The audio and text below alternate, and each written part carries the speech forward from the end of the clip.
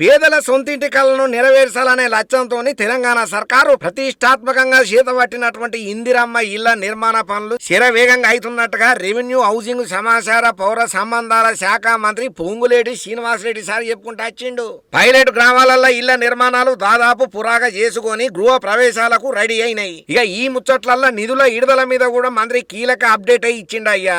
June 2వ తారీఖు నుంచి జూన్ 9వ తారీఖు వరకు ఈ వారానికి సంబంధిక చేసి లబ్ధిదారులకు 22,64,00,000 విడుదల చేసినట్లుగా మంత్రి సార్ చెప్పుకుంటూ వచ్చిండు. ఇళ్ల పథకంలల్లా వారం రోజులల్లనే 1,549 ఇళ్ల బేస్మెంట్ వరకు, 481 ఇళ్ల గోడల నిర్మాణం వరకు, ఇంకో 117 ఇళ్లు స్లాబ్ వరకు పూరాగా అయినాయని చెప్పి వివరణలు ఇచ్చుకుంటూ వచ్చిండు. ఇచ్చిన మాట ప్రకారం తల తాకట్టు పెట్టైనా సరే ప్రతి సోమవారం లబ్ధిదారులకు నిధులను విడుదల చేయబోతున్నట్టుగా చెప్పుకుంటూ వచ్చిండు. రాష్ట్రంలో ఇప్పటి వరకు బేస్మెంట్ వరకు 9,877 ఇల్లులు, గోడల వరకు అయితే 1,839 ఇల్లులు, ఇక పురాగ స్లాబ్ మొత్తం పూర్తయినాయి 388 ఇల్లులు ఉన్నాయని చెప్పుకుంటూ వచ్చింది. ఇక వీటికి మొత్తం దగ్గర 98,64,00,000 విడుదల చేసినట్టుగా కూడా మంత్రి పొంగులేటి సార్ చెప్పుకుంటూ వచ్చిండు.